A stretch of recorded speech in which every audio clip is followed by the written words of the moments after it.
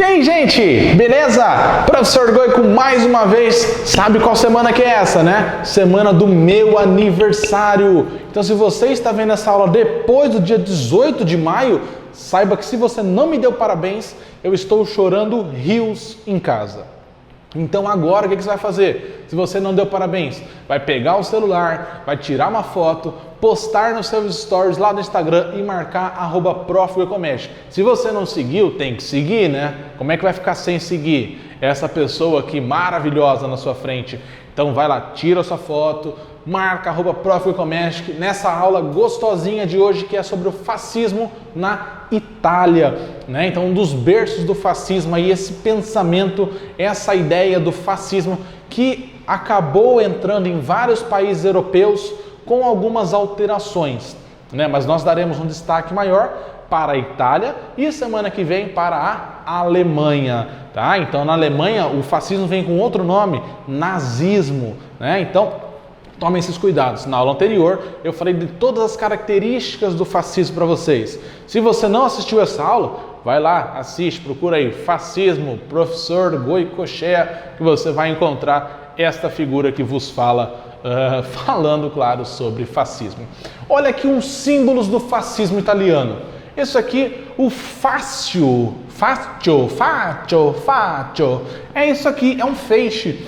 Então a ideia do fascismo é a ideia de uma união. Então essa ferramenta etrusca aqui demonstra isso. Vejam que tem vários feixes aqui, ó. Como se fosse isso aqui. Pensa que cada um seria um feixe. E aí o fascismo seriam as cordas que vão amarrar, que vão prender, que vão juntar ou unir esse povo. Conseguem entender isso? Então a ideia do fascismo é justamente a união. Então, basicamente, união é a liberdade. Liberdade contra o quê? Contra as amarras do comunismo, do socialismo, da liberal-democracia. E aí que vem esse cara conhecido, Benito Mussolini. Já ouviu falar do Benito Mussolini? Líder italiano, o Duce. Na Alemanha era o Führer. Aqui na Itália era o Duce, tá? Não é doce, né? Duce, beleza? Benito Mussolini, que também, uma curiosidade, era ex-comunista. Tretou com os comunistas. Comunistas? Aqui que eu vou fazer para vocês, né? E olha lá, justamente de novo, Partido Nacional Fascista, sempre aí com as cores da Itália. Professor, mas por que os caras usam a ferramenta de um povo lá atrás? Lembra da tradição? Evocar o passado, né? Então o Império Romano, o início de Roma, etruscos foram um dos primeiros povos que chegaram ali em Roma, junto com os latinos. Tudo bem? Então essa é uma curiosidade para vocês. Os fundadores de Roma lá e tal, beleza? Tomem cuidado com isso. Vamos para a parte de texto, né? Então alguns tópicos aqui para vocês. Esse primeiro ponto, esse primeiro tópico é um clássico, né, para você se lembrar que após a Primeira Guerra Mundial, a Itália, um país que se formou na década de 70, 1870 para 71, está passando por uma grave crise. Claro, se os outros países que tinham aí 200, 400 anos de formação sofreram com a crise, imagina a Itália, que não tinha nem 50 anos. Sofrerá também. Os pontos principais dessa crise: queda na produção, a indústria na Europa foi 90% dizimada, tá? O desemprego, não tem onde a galera trabalhar, né? Muitas pessoas fecharam as portas dos comércios e também a inflação descontrolada, então a desvalorização da moeda. Na Alemanha nós veremos que aconteceu um cenário muito curioso, justamente pesquisa aqui na aula ou espera na semana que vem eu vou falar para você o que aconteceu com a moeda na Alemanha. Olha aqui, ó, Mussolini, então como eu disse, ex-comunistas, vai fundar o Partido Fascista, Partido Nacional Fascista, inspirado, gente, em um outro pensamento aí do início do século XX, o chamado futurismo. Então, se você tiver interesse em conhecer o futurismo, entender um pouquinho mais sobre ele, pesquise aí Manifesto Futurista do Marinetti, tá? Marinetti, pesquisem sobre ele, vocês vão encontrar que algumas ideias aí do fascismo italiano foram inspiradas no futurismo, né? Então o militarismo, a valorização da figura masculina, tá? Aqui também aparece já o fascismo tradicional, que é um ultranacionalismo, um ultraconservadorismo, contra o socialismo, né, o comunismo, e também contra aquela ideia de um livre mercado, né, de uma democracia. Por quê? Os caras vão colocar que a democracia não funciona. Veja, as democracias quebraram. Então o que vai funcionar? Um governo forte, um governo autoritário. Por isso que os caras aqui... por que a burguesia apoia, Goico? Em 19 para 20. Em 1917 ocorreu a Revolução Russa. Lembra da Revolução Russa? Então os socialistas tomaram o poder na Rússia, os bolcheviques. Qual era o medo dos demais países? Itália, Alemanha, dessa galera toda. Uma expansão do socialismo. Então essa burguesia tinha medo de acontecer na sua região, pensar aqui na Itália, o mesmo que aconteceu na Rússia. Tá? Então vamos apoiar esse partido. Nossa, mas o discurso é muito forte, muito pesado. Não, mas os caras não vão colocar isso em prática, é só lábia. Aí que tá. Né? Justamente desse descrédito é que nasceu essa liberdade de ações. Tudo bem? Onde até mesmo a igreja acaba apoiando, tá? Que é um outro ponto que a gente vai falar. Por quê? E esses camisas negras, o que os caras vão fazer? Grupos de apoiadores do fascismo que vão justamente protagonizar a famosa Marcha sobre Roma.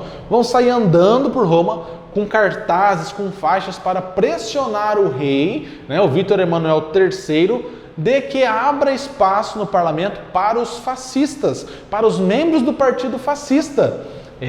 Então os fascistas conseguem pressionar o rei acaba nomeando Mussolini ao cargo de primeiro-ministro, onde até 1924, mais ou menos, fica tudo tranquilo, né? Mussolini como primeiro-ministro, olha lá a galera marchando, né? Olha o Mussolini aqui, discursando para as pessoas. Então Mussolini também era um ator, era um ator mesmo.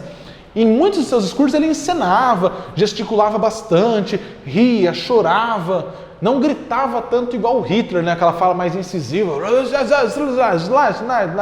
não, mas gesticulava muito. Isso é uma característica do Mussolini. Tudo bem? Tentar trazer essa emoção através dos gestos. E aqui a bandeira, né, dessa Itália fascista. Tudo bem? E aí nós entraremos justamente no período enquanto Mussolini assume o poder com um viés mais totalitário. Tudo bem? Então olha lá, o Duce instaurou um novo regime. Por exemplo, fascismo ou o partido fascista era o único permitido. Mas não vai ter oposição? Não precisa de oposição. O fascismo é tudo, o fascismo é o melhor. Esse é o discurso, ok? E a oposição? Se o cara tivesse algum jornal ao contrário, nós iríamos perseguir os donos dos jornais, claro, e também fechar os jornais. Acontece o chamado empastelamento do jornal. Fecha lá o bendito do jornal. Perseguição, morte dos opositores, o cara desaparecia. Tá? Então fazia uma crítica pública ou alguém descobria, porque eu também tinha aqui uma polícia secreta. Então é uma característica comum desses governos totalitários, as polícias políticas, polícias secretas, né, que investigavam possíveis suspeitos. Mas antes aqui, corporativismo. Sabe o que é? Hoje um sindicato, para funcionar, ele precisa ser organizado e representar uma classe de trabalhadores. Aqui o sindicato, para funcionar, ele só seria legalizado se um membro do Estado, ou se o presidente do sindicato, fosse uma pessoa indicada pelo Estado, pelo governo. Professor, mas e se não fosse? Aí ele não era permitido. Mas e se os caras se reunirem? Pode se reunir. Se os caras descobrirem, se essa polícia secreta chegar, polícia política chegar lá e pum! Aí, gente, vem para esse ponto aqui, Tá? Greve. Proibição das greves. Não tem por que ter greve. Tudo é maravilhoso, não tem por que ter greve. Mas como é que os caras conseguem controlar essa opinião pública? Claro, estamos falando de uma sociedade que tinha um acesso reduzido à informação, né? Você não tinha internet, não tinha televisão. Então a maior fonte de propagação de notícias era o rádio. Jornais. Os jornais que eram opositores, fechavam. Tinha lá os panfletos, contrários ao fascismo. Mas ainda assim eram tudo muito rudimentar, né? Em menor quantidade. Os jornais que apoiavam o governo eram amplamente divulgados. né? As rádios amplamente divulgadas, entende? Então esses são pontos muito importantes para vocês não se esquecerem. E além do mais, é uma característica dos governos fascistas as famosas propagandas, usando rádio, usando cartazes, tudo bem? Usando mensagens que trouxessem o apoio da população, tá? Então olha aqui essa outra imagem, ó. Mussolini discursando aquilo que eu disse, né, de gesticular para a galera, né, não é insultar ninguém não, é justamente gesticular buscando o apoio. São líderes, os líderes fascistas de grupos totalitários, são líderes carismáticos, líderes que conquistam o apoio na população, tudo bem? Em uma situação de crise, tá? Então, a burguesia já apoiou com medo da revolução. E o povo, desempregados, o cara fala que vai te dar emprego, que vai ter comida, que vai resgatar a moral do povo italiano, né? Então, o povo, os mais conservadores, olha, os caras estão falando, ele está falando o que eu penso, então eu vou apoiá-lo. Eu sei que ele não vai fazer tudo. Será? Não, ele não vai ter coragem. Será? Acontece. Olha aqui esse pacto do Palácio Vindone, né? Então é a reafirmação de que apenas os sindicatos legalizados é que poderiam negociar com os patrões. O que era o sindicato legalizado? É o sindicato que tem o chefe indicado pelo governo, pelo Estado. Tudo bem? Presidente indicado pelo Estado.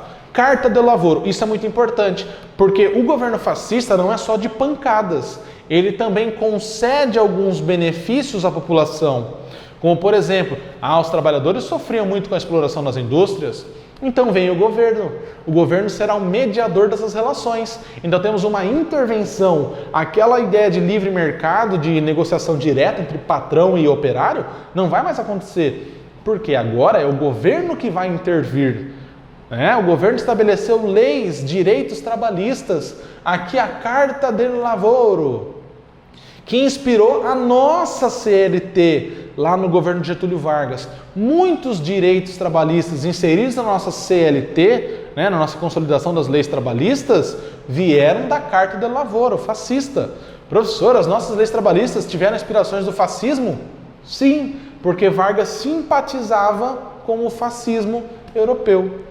Olha que coisa curiosa, né? Nós falaremos lá adiante sobre Vargas, tá? Tratado de Latrão, isso é importante. Então lá atrás, na aula de unificação da Itália e da Alemanha, eu falo para você justamente sobre o tratado, ou melhor, sobre a questão romana, porque a igreja não tinha ainda um território religioso próprio, independente, soberano. Então aí juntamente Benito Mussolini com o Papa Pio XI assinam esse Tratado de Latrão, concedendo as terras do Vaticano em território italiano, agora como um território soberano. Então a igreja passa a ter um território seu, né? De fato, aí vem o Vaticano através deste Tratado de Latrão. Então vem uma troca. Enquanto a igreja conseguiu, o Vaticano conseguiu que o ensino religioso, ou melhor, o ensino católico, fosse ensinado, fosse aplicado nas escolas, o Mussolini também conseguiu aí um afrouxamento dos olhos da igreja. Então, muitas ações do fascismo na Europa, a igreja fingia que não via, fazia as famosas vistas grossas. Tá? E isso até é uma curiosidade, que recentemente o Vaticano está abrindo seus arquivos, né? E aí, principalmente essa ligação dos nazistas, dos fascistas, com a igreja e a permissão de algumas ações que a igreja concedeu aos nazistas, né?